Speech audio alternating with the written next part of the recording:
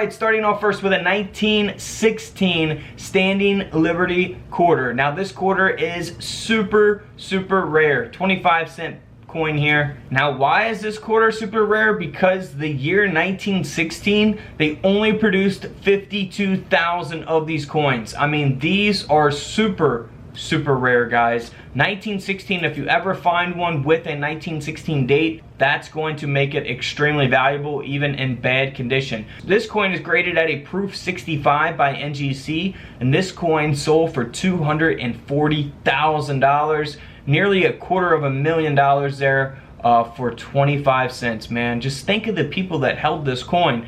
If they would have known that one day that quarter would have sold for $240,000. Unbelievable.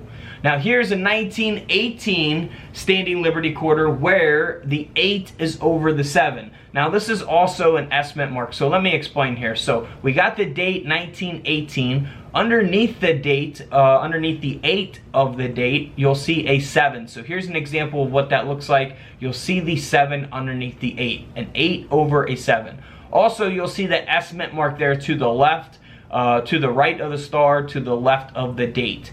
So that's where the mint mark will be for these coins. Now, this coin is also graded by PCGS at a mint state 64 with the full head. So here's an example of what full head is considered on the Standing Liberty quarters. That is the designation that the coin grading companies will give your coins. All right, so this coin with the 8 over 7 S mint mark with the good grade of a mint state 64 plus with the full head sold for $336,000 at auction out of the Simpson collection. Unbelievable. $336,000. Let me know in the comments below what you guys would do if you sold a coin for that much money. That's just unreal, guys. The coin grading scale goes up to 70. 70 is the best, so to have it at a 64 plus with the full head is really good. Now here's a 1919 S mint mark. So this coin is a very high graded coin as well. It's graded by PCGS at a mint state 67. Now for the 1919S, they only produced 1.8 million of these coins, so pretty good mintage in comparison to some of the other years. For the last coin we just looked at, the 1918, they produced over 14 million of those. But for the 1919S, just over 1.8 million of those. And it's at a very high grade, graded by PCGS at that mint state 67. That's where the value is at, and that's why the coin sold for $258,000. Unbelievable. Here's a 1920 D mint mark, again out of the Simpson collection. Now they did produce 3.5 million of these coins. You know, it is graded at an extremely high grade, probably a population of 1. Only 1 of these exist at a mint state 68 plus with the full head.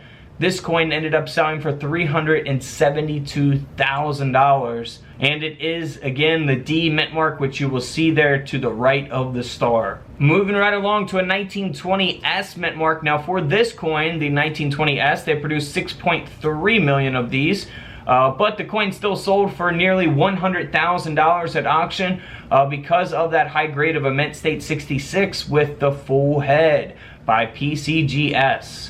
Unbelievable, man. 1920S there. Now here's the 1926 D mint mark. For this coin, they made just 1.7 million of these coins. Again, all the value is in the grade itself, the mint state 67 with the full head. This coin sold for over $105,000 at auction. So it all depends on the grade, which is the condition, and you know, how many they minted of each individual coin. You know, if they minted, you know, 15 million of these coins, they're not really rare, but they could be rare if they have a mint error, or if they have an extremely high grade where only 1 or 2 or a handful exist at a certain condition.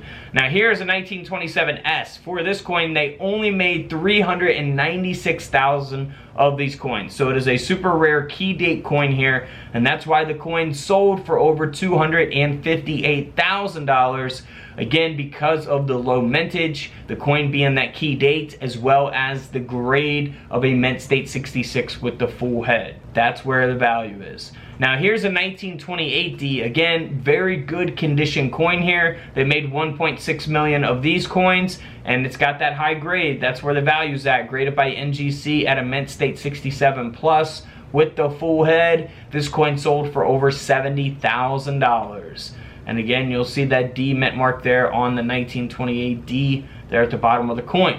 Now here's the 1928 no mint mark. For the no mint mark, they produced 6.3 million of these coins, and it's graded by PCGS at a mint state 67 plus with the full head. This coin sold for $120,000. 120 grand. Now here's the 1929 D mint mark, where they only produced 1.3 million of these coins. Again, graded by PCGS, mint state 66 plus, full head, out of the Simpson collection. Very nice toning to the quarter, the 25-cent coin, the $quarter, however you prefer to say it. This coin ended up selling for over $58,000 at auction.